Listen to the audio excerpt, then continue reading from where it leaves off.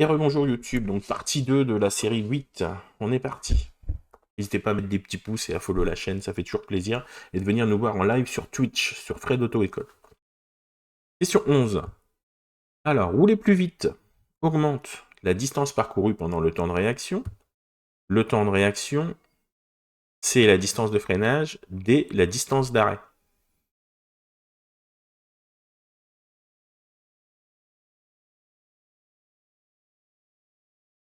Alors, rouler plus vite, ça augmente forcément la vitesse que tu parcours pendant le temps de réaction, puisque c'est le temps de réaction, on estime qu'il est d'environ 1 seconde.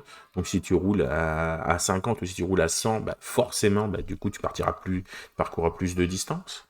Est-ce que ça augmente le temps de réaction? Non, parce que le temps de réaction, c'est toujours le même. C'est toi le temps que tu appuies dessus.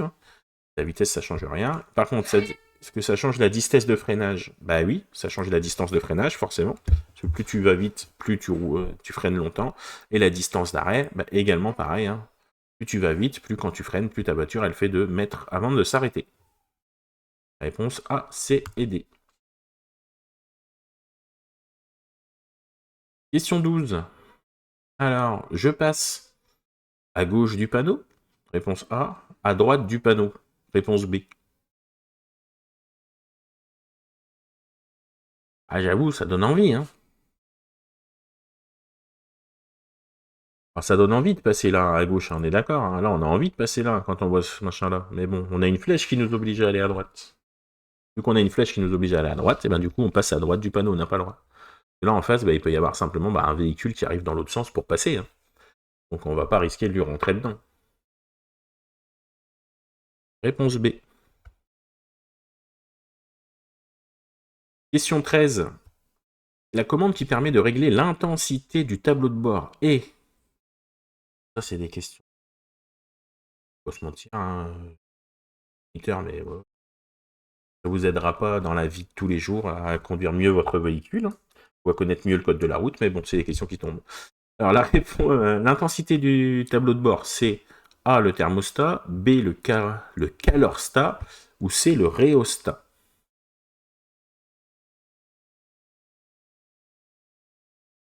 Bon, on pourrait passer 3 heures, c'est le rhéostat, d'accord? Le rhéostat, c'est ça qui te permet de régler la luminosité dessus, d'accord? Le thermostat, du coup, le thermostat, c'est ce qui te permet de mettre plus chaud ou plus froid dans ta voiture, et le calorstat, c'est ce qui permet ta voiture de régler, de gérer ton liquide de refroidissement et ce qui refroidit ta voiture, etc. D'accord? Voilà, le calorstat, c'est une pièce de refroidissement qui permet de réguler la température du moteur. Le thermostat, ça te sert à régler ta chaleur, et le rhéostat, ça sert à augmenter ou pas la luminosité. Voilà, une belle question bien intéressante pour les élèves, qui va vous servir, qui va vous faire progresser et avoir le permis. Allez, question suivante. 14. Je repasse en feu de croisement immédiatement. Oui, réponse A. Non, réponse B.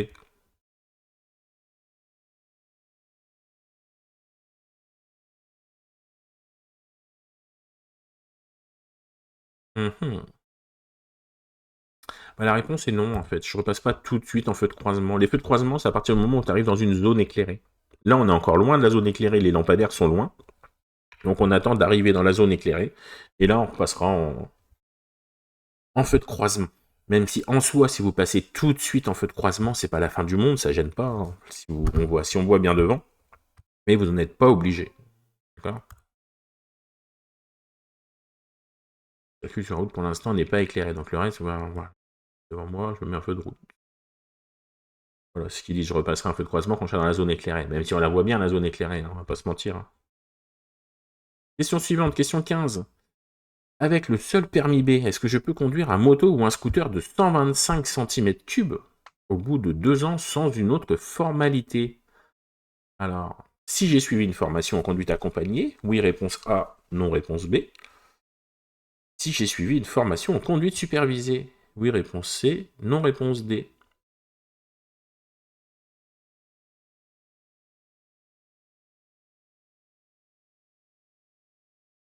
Alors, non, j'ai suivi une formation de conduite accompagnée, ça n'a absolument rien à voir pour les scooters et les 125 cm3. Et également, non, si j'ai conduit une conduite supervisée, ça n'a absolument rien à voir, d'accord? Les motos, c'est des permis à part, d'accord?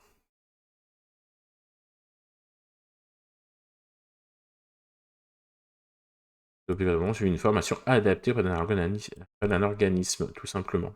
Ok? Question 16.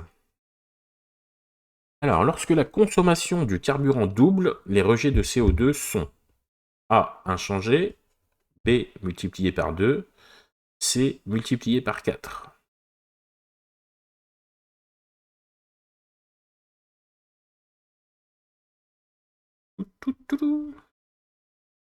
Alors, la bonne réponse, c'est multiplié par 2. C'est simple, si jamais vous avez ce genre de questions lors de vos séries, vous saurez que, du coup, c'est équivalent chaque fois. Donc, du coup, si vous doublez la consommation de carburant, vous doublez le rejet de CO2, d'accord? Si vous triplez la consommation de carburant, vous triplez le rejet de CO2, simplement, d'accord?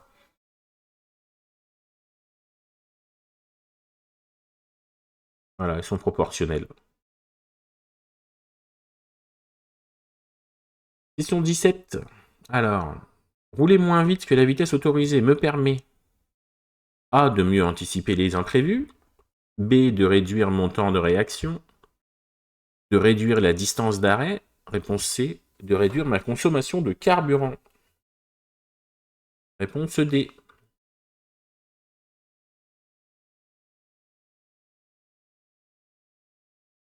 Alors, en effet, baisser sa vitesse, du coup, ça nous permet de mieux anticiper les imprévus. Après, il faut baisser sa vitesse sans pour autant devenir dangereux, mais on est d'accord. Est-ce que ça réduit mon temps de réaction? Toujours pas, comme tout à l'heure. Tout à l'heure, aller plus vite, ça réduisait pas mon temps de réaction. Aller moins vite, ça réduit pas mon temps de réaction. Mon temps de réaction est toujours le même. Par contre, ça me permet de réduire les distances d'arrêt. Donc, c'est l'inverse de la question de tout à l'heure.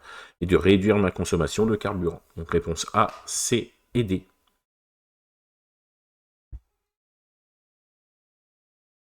Question 18. Alors, le feu rouge, ici, me concerne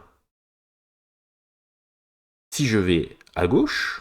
Oui, réponse A, non, réponse B. Si je vais à droite. Oui, réponse C, non, réponse D.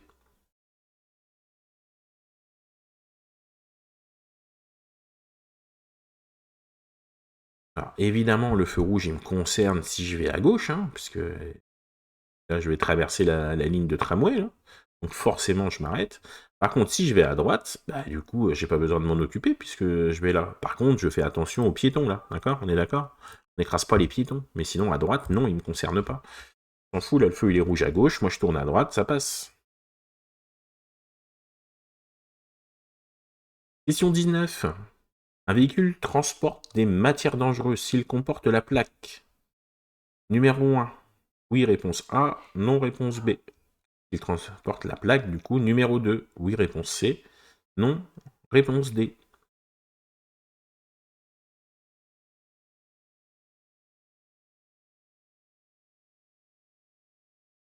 Et la bonne réponse sont oui et oui. À partir du moment où il y a une plaque orange qui est un dessin dessus, qui a un numéro ou quoi que ce soit, ça correspond à une matière dangereuse.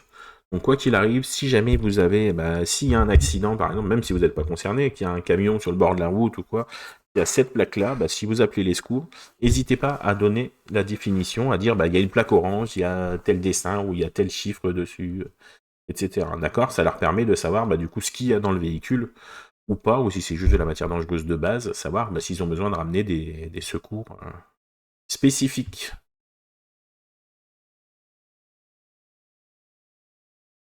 Et question 20, donc la dernière de cette partie 2. Donc n'hésitez pas à mettre des petits pouces et à follow la chaîne et à venir nous voir en live sur la chaîne Twitch Fred Auto École. Alors question 20. Le panneau m'informe qu'à 150 mètres, donc je pourrais dépasser. Voilà, on met ça en gros plan pour voir. B, la chaussée sera à sens unique. C, il y aura 2 voies réservées à mon sens de circulation. D, la vitesse sera à 110 km/h.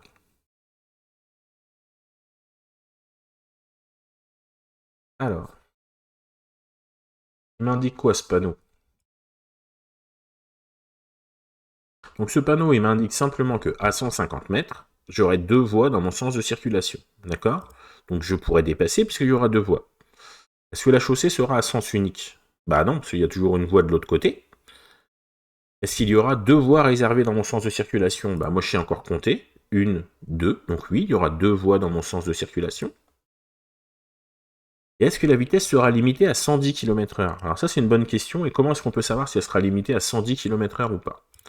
Bien, vous voyez là sur le dessin, on ne voit pas, et il n'y a pas l'air d'avoir ce qu'on appelle de terre-plein central. Donc s'il n'y a pas une barrière au milieu ou un terre-plein central en pierre, la route elle peut pas être à 110 km/h, d'accord? Donc elle sera limitée à 90. Donc les bonnes réponses sont les réponses A et C. Elle peut pas être à 110 parce qu'il n'y a pas de terre-plein central au milieu.